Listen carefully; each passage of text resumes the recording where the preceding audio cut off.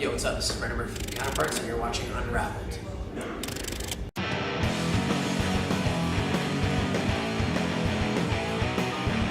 Brendan, you released an amazing album a couple of months ago. But we tried. We actually tried this one, so it was nice. It is. Yeah, thank you. I appreciate it. However, you did lose a few members. Yeah, of course. It's what happens every record. Every time we do a record, there's always people always come and go, but we're used to it by now. So hopefully it's over at the very least, but we'll see. How has the dynamic changed?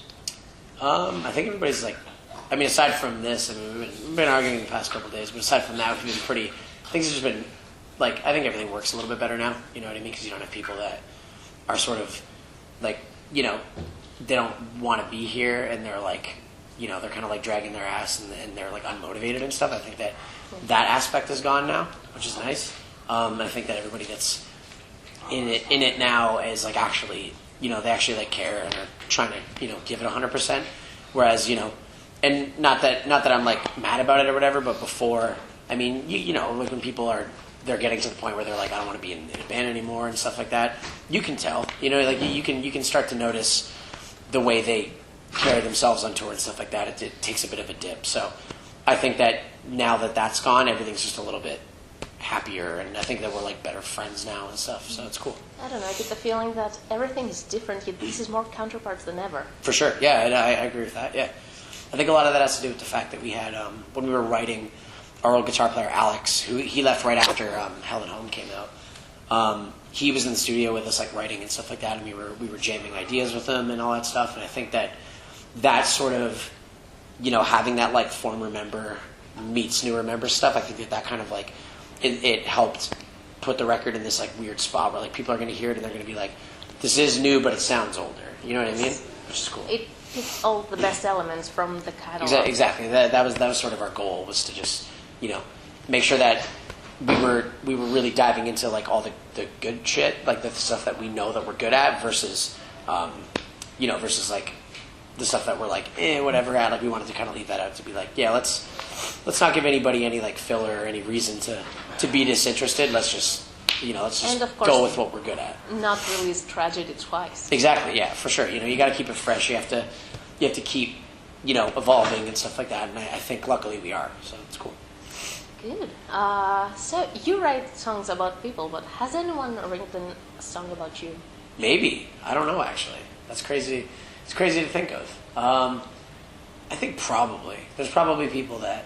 I mean, there's definitely things that I hear where I'm just like, that could be about me. But no, I think that... Wouldn't you like to know? I think I would like to know. I don't think it would really upset me in any way. I think that it would just like... I wonder if there's other people that's sort of how they get their frustration and how they deal with being upset and stuff like that. Like if they sort of take on, you know, they channel it the same way that I do. But I'm sure there is. If you wrote one, like let me know, please, because I'd love to jam. Cool. Have you ever found a writer who thinks like you? So who? Honestly, I haven't really looked. I haven't looked too deep into people that write like I do. I think that there's definitely people and like lyricists and stuff like that I sort of take a lot of inspiration from. But in terms of, I'm sure that there's probably people that are really into Counterparts that sort of, when they write, they kind of write like we do. But you know, but I mean that's cool, because I think that everybody's sort of in any sort of creative atmosphere, you're kind of taking your own influences and sort of making them your own and like tweaking them a little bit and putting your own vibe on them. And yeah, I think that's really cool. I would, again, yeah, like if people, like if you know of any, or if anybody watching like knows of any writers that when they read it, they're like, oh, this is kind of like, you know, this reminds me of Brendan from Counterparts. Like, that'd be cool to hear, you know, that'd be tight. But I haven't looked. I think that I've just been, you know, I've been trying to just like write true to me, and it's just like, you know, I not worry about, you know, sounding too much like someone or not sounding enough like someone. It's just like, I'm just going to write about what I know and what I'm good at. I guess exactly what I'm feeling. So, yeah. But you're in a better place now, right? Yeah, for sure. Yeah, absolutely. Yeah, of course. Yeah, it's like an up and down thing. You know what I mean? Like you can sort of see with with the records, yeah, how it's like, Prophets was more optimistic, and then Current was a little down, and then, Hell and Home and stuff was a little bit higher, and Tragedy, and Now You're Not You, and it's like, it's kind of like it's a like a roller coaster almost of just what I'm going through every couple years, and then I sort of just try and capture it and put it into that record, Nice. If you were a member of the Spice Girls, what would be your Spice name? You have to create your own. Oh, to create my own? Whiny Spice, probably. Yeah, I think I'd probably be Whiny Spice or Screamy Spice. Bitchy Spice. Bitchy Spice. One of those, you know what I mean? Just something, I don't know if there's Internet Savvy Spice, Twitter influencer Spice, something along those lines. But I think Screamy Spice probably. That sort of that sums me up enough. I think Good. If your music had a superpower, what would it be? That's a good one. I don't know. I've never thought of that. I'm trying to think. It would definitely be able to drink a lot of Jameson and still be able to play. That's for sure. I don't know. I think I would want it to be teleporting, because teleporting is the sickest. It's the sickest thing. When I think of all superpowers and I think of teleporting, it's you're just leagues ahead. Being able to snap your fingers and be anywhere that you want to be. That's so sick. That's what I want. But yeah, we would just do that on tour. We would just blink and be in the next city already. It'd be awesome. It would cut down on drives and gas money and everything like that. We would just It would make touring easier. Yeah, it'd be sick. We would teleport back home every night and then go. We'd never need a hotel again. We'd never need to pay for gas again. It'd be sick. Flights. We'd be good. It'd be set. So it'd be cool. Would you rather give up your favorite food or coffee? I don't know. My favorite coffee or coffee in general. Let's say your favorite coffee. Favorite coffee. And your ultimate favorite food. Favorite food. Okay. Honestly, I think I could live without the coffee. I do really like coffee. Where you know what I mean? All of us were Trey just came in 20 seconds ago and grabbed the AeroPress kit because he's going to be making coffee right now. So we do care about it a lot. But I don't know. I feel like if someone told me yeah, you can't have Raising Cane's or salmon sashimi or pho ever again, I'd be yeah, I'm out. Just take the coffee. It's fine with me. But I would lose the cold brew, the good Heart Roasters cold brew from Portland. If I never had to drink that again versus never eating sushi again, I'd probably be all right, see you, coffee. I'll live without it. But what is passion for you? How would you define it? How would I define what? Sorry. Passion. This, I think it's doing something that can be so goddamn hard to do, but for whatever reason you're yeah, but I have to do it. You know what I mean? That's sort of, I think that's how I treat the band is no matter what, things go wrong all the time, but in my head I'm always just well, I don't really have anything else. You know what I mean? I've kind of dumped everything in my life up to this point into this. So I think that for me, passion would be this band, and actually trying to make this band work even after maybe not so much anymore, but in the earlier days, we had so many miserable things happen and just terrible things would happen to us, and we were no, whatever, we have to keep going. We just have to keep doing it and keep trying. And I think that to me, that's sort of what passion is. You know what I mean? No matter what happens, you're focused on the same end goal, and things pop up and they come and go and they sort of get in the way, but they never fully stop you. So. Nice. If you could have a 1-minute phone conversation with a younger you, what date would you choose and what would you tell yourself? I'd probably call myself at I don't know, I'm trying to think maybe okay, I'd probably say 10 years ago, so I'm 26 now. I'd probably call myself at 16 and be yo, you may think that the band thing is never going to happen, but just keep putting all of your stuff into it, work even harder. You know what I mean? I'd probably call myself and in the minute I would just say this is where you're going to be. So do a lot of things earlier so that way you can enjoy things a little bit, like, so you'd be a little bit further along than I am now. You know what I mean? Like, I would say, like, yo, stop trying to play guitar in bands at 14 or 15. Like, just sing, like, just write lyrics and just be a vocalist because you're going to be one later. So just do it sooner. That way you're better at it when you're 26. You know what I mean? And I'd probably give myself some advice here and there being like, yo, you're going to get this tour offer. Don't do it. It's going to suck. Or like, you're going to turn this tour down and you should do it because it's going to end up being awesome. But yeah, I'd probably go back probably 10 years and just sort of try and give a little bit of the knowledge that I have now to my 16-year-old self. So.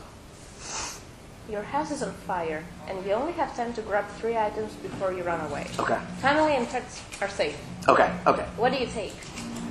I'm trying to think. From my place now, like my magic cards. Magic? I do. I would make sure that my magic cards are safe because I mean those are expensive. Like I'm trying to think of my most expensive things. So it would be like I would grab my magic decks. There's like maybe a couple vinyl records that I have that are worth a bit of money, so I'd probably grab those. And I have a safe in my house that always has a lot of like band money and stuff in it, so I would grab that too. But anything else is just like, clothes and food and stuff. And even like my car, if my car was in the garage, I'd be like, whatever, let the 2000 Civic burn, I don't care, it's fine, I'll get another one. But yeah, magic cards, the band safe, and probably a couple vinyl records that I have that are close to my heart for sure. What is the weirdest thing a fan has ever done? I don't know. We don't get too much. We don't get too much like weird. You know what I mean? Like we have people that are like they're very excited and stuff, but there hasn't been a time where we've been around somebody and been like, we gotta go. This is crazy. Like this guy's nuts, or like this person's insane. We gotta go. Like luckily everybody's pretty level-headed. One time somebody printed out a photo, like a huge photo of their grandmother wearing a Counterparts shirt. I was like, that like weird, but also like sick. I was like, that's tight, and I still have it. It's in my house. I think like sometimes we get some stuff where it's like, like today, for example, we got here and there was an older gentleman outside, and like we just got out of the van, and he was like, you have to sign this stuff, and I looked at it, and it's like photos of the band from like 2007 and stuff. Wow. And I'm just like, no one. I'm like, who's that? Like, none of these people are even in the band anymore. And he's like making all the other guys sign it too. And I'm just like, I feel bad because I'm like, none of you are in any of these photos. But like, whatever, just sign it and make them happy and stuff like that. But I don't know if he's gonna like try and sell them or something. But I mean, he won't get much. Not for a Counterparts autograph. You're not getting any money for that. So you're gonna have to pay people to take it from you. But yeah, luckily we haven't had anything too weird. But not yet, anyway. We'll see. But what is the biggest misconception about Counterparts? I don't know. I think when it comes to genre, there's a lot of misconceptions about us. Like I think when we were starting out, we got compared to a lot of bands that I don't think that we sound a lot like. You know what I mean? Like we would get comparisons to bands like 100th and Being as an Ocean and The Ghost Inside and stuff, and it's like, while we're similar, yes. However, yeah, it's like there's definitely certain elements that I think that we were trying to incorporate into the sound that a lot of other people weren't at the time.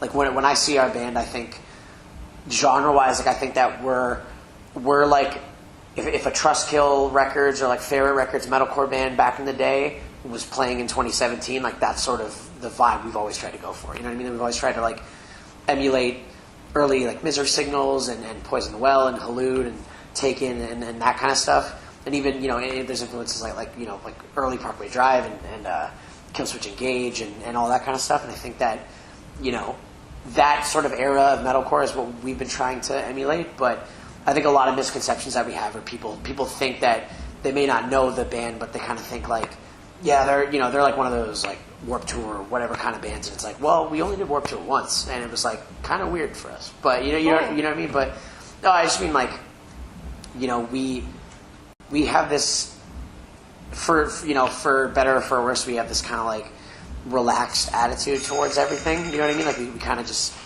of do everything like on our own time. Neil's gonna walk by. There he is. You do. Yeah, exactly. You know what I mean? And so we do everything. We're a very relaxed kind of band. Like we worry about stuff on the fly. And Warped Tour is one example of like everything is so set and like, you know, if somebody else decides everything for you and they're like, you know, this is what's going on and you have to abide by this, and we're all just like, okay, whatever. Like we're really tired. Like let's just get this over with. You know what I mean? But while it was a cool experience, I think that we're definitely like on the lazier, like who gives a shit kind of side versus like there's bands that are very, very punctual and strict and very like laser focused, and that's not really us. But in terms of other misconceptions, like I don't know if there's that many. I mean, earlier on in the band's career, a lot of people thought that we were like a Christian band, which we never were. A lot of people thought that we were like a straight edge band, which is like, which wasn't, you know. Yeah, you know what I mean? Like a lot of people were like, yeah, they've got to be a straight edge band. But I think I was the only one that was straight edge back in the day. And like, I mean, now even I'm not. So it's like, you know, it's those, like it's been weird misconceptions where it's like, I don't know who told you that, but that's not real. You know what I mean? You know, luckily, I don't think a lot of people think that we're like mean or, you know, or assholes or anything like that. I think through social media, people kind of get the gist of who we are as people, you know? So, luckily, we're past that now, I think. So. Fuck, marry, kill in the band. Who would you fuck, who would you kill, and who would you marry? Oh my god, this is bad. Fuck. And you can't fuck or kill yourself. I would say that for all, yeah. I'd be like, fuck, marry, kill all myself. God damn it, I don't know. I spend a lot of time with Adrian, so I think I would probably marry Adrian just because it's like we like hang out all the time at home anyway. Fuck Kyle, he's the hottest. Kill, to choose between Blake or Tyler, like that's so hard. Who was the last one to piss you off? I don't know, they all kind of piss me off. It's so hard to say, shit. I'd kill them both so that way I wouldn't play favorites. I would just shoot them both dead and be like, sorry boys, you gotta go. But ideally, I don't want to fuck, marry, or kill anybody in the band. I would like to just coexist with them and be good. But if they ever see this, I'm sorry guys. Like, you know how it goes. I would just shoot myself over that, but it's fine. Okay, final question. Yep. What do you want the band's legacy to be? When I think about like what Counterparts will be to people when we're not a band anymore, I think that I just want to be known as a band that like wasn't gimmicky, and we did what we wanted and we succeeded at that. And I want people to, you know, the memory of the band, I just want it to be like, you know, they were 5 real guys making like honest music, and they were honest people, and you know, they just like through adversity, I guess we kind of came out on top. And I think that's sort of like where we're getting to now, where it's like even after all the bullshit that we've been through, it's like just starting to turn a corner, and we're like, okay, things are actually going well now. You know what I mean? So I would like to be remembered as like a real band. You know, no bullshit. There's no tricks. There's no like secret stuff. You know, we weren't terrible people. I want to be known as like, you know, a good band with good people that was very honest. And I hope that's the case. So. We're done. Thank you for your time. Thank you for this. Have a good Appreciate time. it. Thank you so much.